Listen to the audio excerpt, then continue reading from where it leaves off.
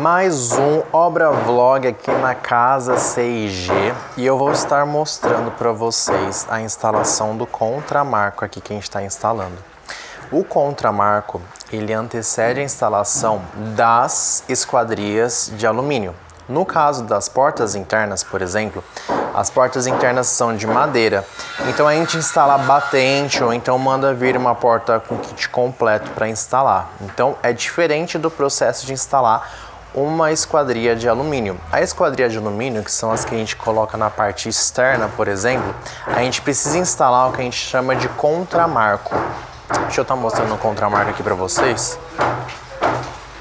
Aqui, ó, por exemplo, dá para ver um contramarco, tá contra a luz, mas dá para ver aqui, por exemplo, ó, que a gente tem um perfil de alumínio, onde esse perfil de alumínio, ele tá instalado. Acho que não tá pegando muito. Aqui, agora deu para pegar. A gente tem uma grapa, ela é fixada na nossa estrutura, aqui no nosso bloco, e esse perfil de alumínio aqui é o perfil que vai fazer a instalação da nossa janela ou porta de alumínio, né? Então, para a parte externa, quando a gente tem instalação de esquadrias da parte externa, a gente faz a instalação de esquadria de alumínio, para a gente não ter nenhum problema com relação a área externa molhada, intemperismo também, né? A gente tem situações onde fica exposta ao tempo. Então, por exemplo, aqui a gente tem uma janela e essa janela vai ser instalado um contramarco também nela e nela vai ser instalado uma esquadria de alumínio, né? Que aí é a janela e desse lado aqui a gente tem uma porta, ó. Aí, ali. Todo esse trecho aqui a gente vai instalar o nosso contramarco em toda essa extensão aqui, porque aí em cima desse contramarco a gente vai instalar a nossa esquadria de alumínio. Nesse caso ali é uma porta. E os internos são de madeira. Deixa eu ver se tem alguma... Ah, tem alguma aqui embaixo, dá pra ver. Aqui dá pra ver legal. Aqui no caso a gente tem uma janela que vai ser instalada nesse vão. Então a gente vem, instala isso aqui, a gente chumba as grapas, que são essas estruturas aqui, ó. Elas não estão aqui colocadas, mas a gente prende as grapas nesses pontos de fixação e aí a gente coloca ela no nosso vão. Antes de vir o contramarco, a gente precisa analisar o nosso projeto arquitetônico para fazer a solicitação certinho do contramarco, o tipo de esquadria que vai colocar, o tipo de acabamento, cor, tudo isso.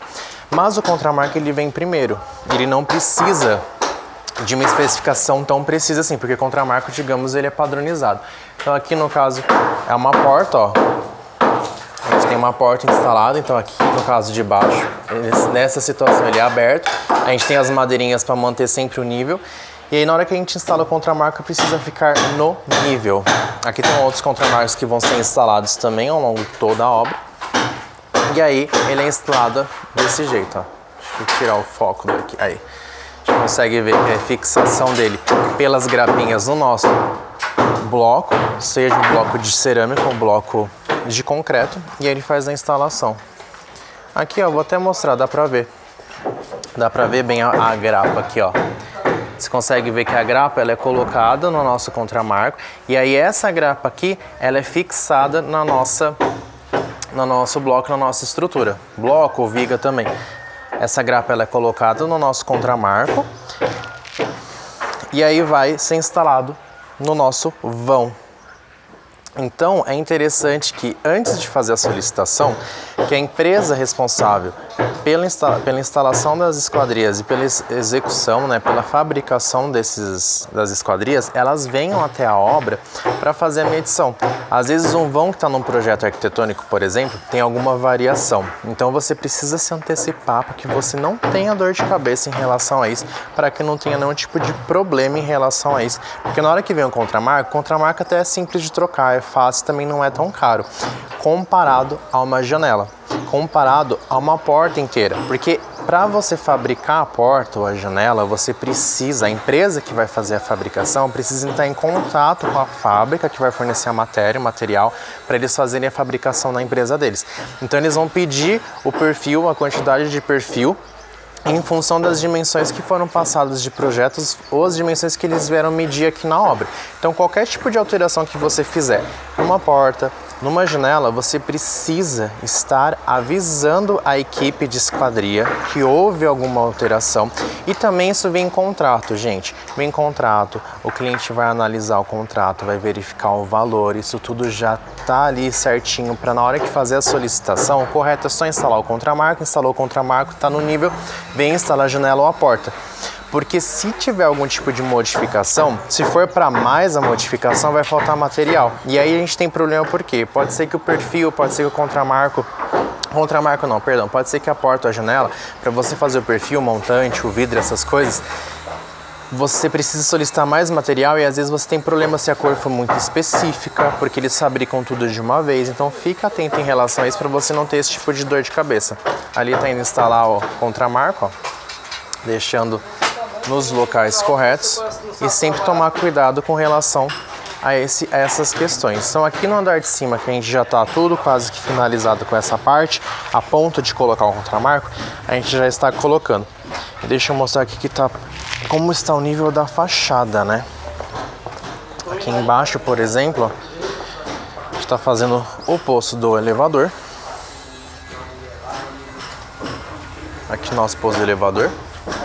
Já tá fazendo. É interessante o elevador, a gente sempre está de olho em relação às vergas que a gente tem, né? As vigas que a gente tem passando, qual é a especificação do elevador, quais são as condições que a gente precisa colocar para a gente não ter nenhum tipo de problema na hora de você fixar as guias do elevador, porque essa aqui é uma residência que ela tem um elevador, então a gente precisa se atentar em relação à dimensão do nosso poço do elevador. A gente precisa passar essa dimensão corretamente para a empresa que vai elaborar o poço do elevador, ver quais são as dimensões mínimas que nós temos e também verificar isso em fase de projeto estrutural. Porque o projeto estrutural, ele precisa estar compatibilizado com o arquitetônico e o arquitetônico precisa estar coerente nessas questões do projeto do elevador. Não adianta você simplesmente chutar uma dimensão e essa dimensão não ser uma dimensão comercializável, né? Não ser uma dimensão que você vai conseguir encontrar no mercado. E elevadores com dimensões específicas ou personalizadas acabam sendo mais caros.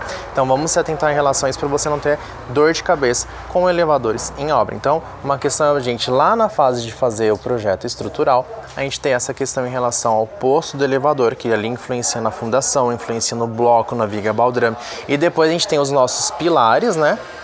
Também que precisa estar respeitando o espaço do nosso vão do elevador e a alvenaria. Lembrando que na alvenaria a gente precisa rodar uma cinta aqui, uma viga, a gente coloca uma canaleta para fazer a fixação das nossas guias do elevador, onde vai instalar o contrapeso, onde vai instalar a guia para rodar o elevador, tudo certinho. Então essas questões, essas especificações, você precisa se atentar na parte do projeto ali, antes de começar a obra, porque na hora que começa a obra já começa tudo certinho. E aqui nós temos na parte de baixo, deixa eu ver, os furos que nós estamos fazendo na parte elétrica. Deixa eu mostrar aqui. Aqui, ó. Quando você usa uma serra de corte, ela corta certinho sem danificar o elemento, sem danificar o nosso bloco. Então aqui, ó, a gente tem, sai certinho, sem danificar o corte, e aí a gente consegue fazer a passagem da nossa instalação elétrica, a gente consegue fazer a instalação das caixinhas. Já estão todos os pontos locados conforme o projeto, então é muito mais prático de você fazer essa instalação da parte elétrica. O andar de cima vocês viram que já tinha bastante elétrica passada, e o andar de baixo a gente vai começar a passar. Deixa eu mostrar agora a fachada também, ganhando forma na fachada. A gente vê que já está terminando a parte do nosso reboco, né? A gente tem alguns que estão em fase de chapisco, espera o chapisco secar, faz o embolso, depois o reboco, para a gente fazer a regularização da nossa fachada e depois só vir com o acabamento. Nesse caso aqui vai ser grafiato, a gente tem as diferenças de acabamento entre grafiato, textura, então a gente tem tudo isso. Deixa eu mostrar aqui o que nós temos para cá. Ah, uma coisa interessante de mostrar, não sei se eu vou conseguir mostrar por aqui. Hidráulica, né? Instalação de esgoto, a instalação hidráulica, sempre preveja as passagens antes de executar a estrutura. Não é porque você não está, não é porque você tem um projeto de esgoto sanitário, um projeto hidrossanitário com elétrica também, a gente tem um projeto elétrico, que você precisa não se atentar em relação às etapas da construção. Não é porque você está em fase de concretagem ou então execução da estrutura da obra que você não vai dar devida atenção a projetos complementares, que é o elétrico, que é o hidráulico, o esgoto. Então, no caso dessa obra daqui, a gente teve que se antecipar em relação à passagem ali, ó, do esgoto, né? Então, a gente colocou, já previu, para não fazer nenhum tipo de shaft, a gente embutiu a tubulação dentro da alvenaria. Mas isso sem danificar o elemento da viga. Se você olhar ali em cima, ó, a gente tem a nossa curva do nosso esgoto passando embaixo do elemento estrutural, que no caso aqui é a viga. Então a gente não danifica o elemento estrutural. Ah, mas e quando precisa de passagem? Antes de executar a nossa viga, a gente já deixa uma passagem. Aqui no caso, não sei se vai dar para ver, ó, a gente tem ali um buraco, né, uma passagem, um furo na viga deixado antes da concretagem. Então a gente tem os reforços do nosso estribo, os reforços da parte de armação, porque não é só você fazer um furo ou fazer um furo em qualquer lugar, você precisa respeitar ali a análise global, você precisa respeitar o funcionamento do elemento estrutural. Então nessa parte aqui a gente tem um furo da nossa viga, e esse furo da nossa viga, ele vai se conectar através de quedas e tudo mais, vai passar por baixo dessa viga sem furar e vai chegar naquela tubulação. Então assim, a passagem, a tubulação do esgoto sanitário já está compatibilizada com a estrutura. E também nós temos aqui em cima já os furos deixados. Aqui no caso do andar de cima é um vaso sanitário. Aí a gente tem umas tubulações de quedas também de... A gente tem também tubulação de descida de lavatório, descida de pia, a gente tem os ralos dos bocas, a gente tem os ralos da parte de fora, a gente tem vaso sanitário, tudo isso, depois a gente faz a tubulação, tudo aqui por cima do forro. E aí toda essa tubulação aqui vai ser direcionada para esse tubo de queda, e esse tubo de queda sem danificar o elemento estrutural. Então você não tem segredo, você precisa compatibilizar as estruturas, os projetos, você precisa compatibilizar a elétrica com hidráulica, a hidráulica com a estrutura. Não é só olhar o ponto de arquitetura e tomar aquilo como ponto de partida. Você precisa estar sempre analisando as outras disciplinas 360 para que não tenha problema e não te dê dor de cabeça durante a obra. Então aqui a gente tem essa questão, a gente tem a questão do forro também, que eu já falei bastante em relação ao forro. Por exemplo, nessa situação, o forro, a gente tem um nível menor, que é esse aqui, ó, embaixo dessa curva. Você não consegue fazer um forro acima. Se você fizer um forro acima, não, quero um forro mais alto. Você vai precisar fazer uma boneca. Uma boneca para você distribuir, para você fazer a passagem do que vai chegar até aqui, que a gente vê que está lá no outro cômodo. A gente viu que tem uma passagem que sai daqui, que no banheiro que está no outro cômodo, vai passar aqui por baixo, vem, passa por baixo dessa viga e chega até essa daqui. E aqui faz a nossa descida. E dessa descida vai para a rede externa, que vai para uma caixa de inspeção. Da caixa de inspeção vai para a rede de tratamento, seja de uma concessionária, né? Ou então de uma estação de tratamento ali, uma fossa, um filtro anaeróbio e o filtro aeróbico, né, aeróbio. E aí a gente tem também o sumidouro, que são elementos quando a gente não tem uma rede pública ali para fazer a coleta do esgoto, a gente precisa fazer isso dentro do próprio terreno, né? Uma fossa no próprio terreno. Aqui a gente consegue ver, tem uma questão, acompanhem sempre aqui no canal, tem o papo de obra. O papo de obra, ele vai passar as informações dessa obra desde o primeiro dia, quando tudo isso aqui era mato. Então ele vai passar essas informações desde o primeiro dia e lá por fotos a gente vai discutindo, a gente vai mostrando, dando dicas, explicando coisas para vocês não terem dor de cabeça em obra, para ser uma obra bem tranquila. Nesse caso aqui, vocês conseguem ver que a gente tem uma telinha aqui, ó. Deixa eu segurar aqui. A gente tem uma telinha, ó. Essa telinha aqui é uma tela própria para a gente fazer a nossa amarração do bloco com a outra parede. No caso, quando a gente não tem amarração de bloco com bloco, o que é amarração de bloco com bloco? É quando a gente tem um bloco para cá e o bloco dessa alvenaria ele entra. Diferente desse caso aqui, ó, por exemplo. Como a gente tem dois níveis, a gente teve um nível em relação à fundação. A gente tem o lado de lá é um nível maior e o lado de cá é um nível menor. Então a nossa alvenaria ela acaba desalinhando. Por conta desse desalinhamento, a gente passa essa tela de aço, né? A gente passa essa tela dessa alvenaria para cá e a gente faz a amarração dessa parede com essa. Diferente quando você tem um bloco amarrado contra a parede, que é no caso desse daqui, por exemplo. Ó. A gente tem essa parede com essa parede. Ela está amarrada. Como? Esse bloco, se você olhar, ele continua daqui para cá. Aqui é o final dele, ó. Então você tem a amarração de um bloco com o outro, eles vão se sobrepondo, de uma parede vem, outra parede vai. Aí ele vai se sobrepondo. Então essa sobreposição é uma amarração de bloco. Quando você não tem isso, você utiliza essa telinha. Essa telinha você, através, na nossa massa aqui, você coloca a telinha nela, antes de assentar o bloco, você coloca a telinha ali, e aí na hora que você vai colocando o bloco, da outra alvenaria, você faz essa amarração. A cada 2 seadas a gente coloca essa telinha, a gente tem um trechinho ali em cima que já foi cortado aqui, ó. Essa daqui é só uma bonequinha para fazer a janela, mas é interessante fazer essa amarração, porque senão na parte de fora você acaba criando uma trinca nessa alvenaria, porque a estrutura, ela se movimenta, a estrutura, ela se mexe, então você precisa se antecipar em relação a isso para que não haja manifestações patológicas em relação a estrutura, em relação à movimentação natural da estrutura. Mesma coisa que eu já conversei em relação ao vídeo anterior sobre a nosso respaldo de alvenaria. Aqui a gente tem uma viga, certo?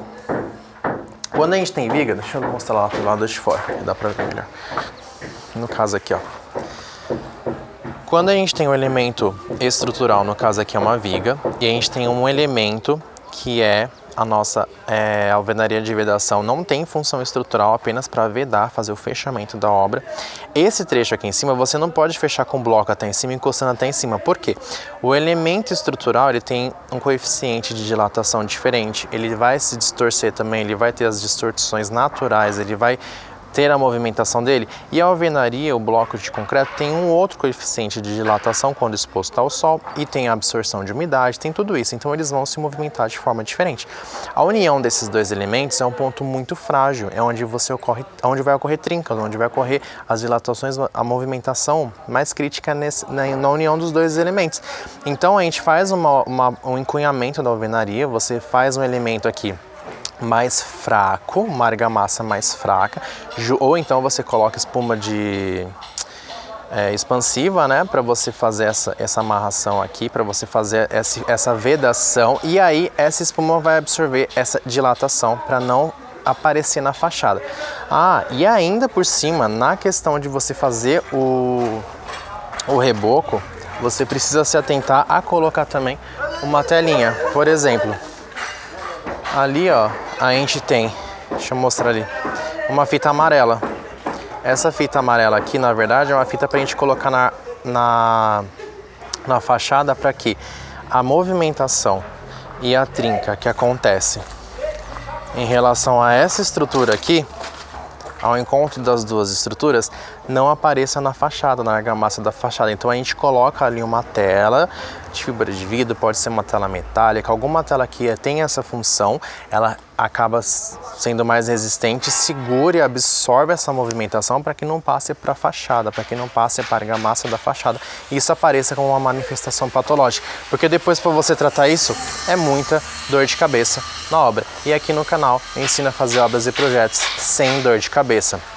Inclusive, uma observação interessante, quando você faz os projetos, às vezes projeto de alvenaria, você precisa fazer um projeto de vedação, ou até mesmo fazer algum detalhe, entenda que você tem um elemento estrutural e que você tem o elemento de alvenaria de vedação, e são dois elementos distintos. Você precisa fazer a amarração deles, você precisa entender como funciona. Então, por exemplo, você precisa entender que às vezes para passar uma tubulação, você não pode passar a tubulação pela viga. Você precisa passar a tubulação por onde?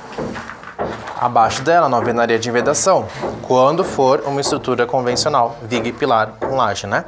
Então, quando você tem isso aqui, você já analisa na fase arquitetônica, para você finalizar a parte do projeto executivo, por exemplo, o forro, ele não consegue até em cima, você tem esse detalhe. Então, o que você vai fazer nesse detalhe ali na parte de projeto?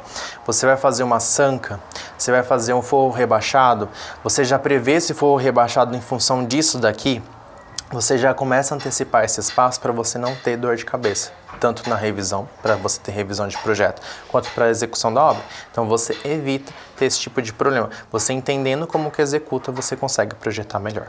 Então é mais um vídeo do Obra Vlog. Aqui eu vou estar passando sempre os vídeos, toda vez que vier visitar a obra, tiver assunto para estar comentando, eu vou estar postando aqui no canal. E acompanhe também a série Papo de Obra da Casa 6G, onde vamos conversar sobre como que é o andamento da obra desde quando isso aqui era mato, ok? Acompanhe também os outros vídeos do canal, que sempre tem vídeo explicando como você faz obra e projeto sem dor de cabeça.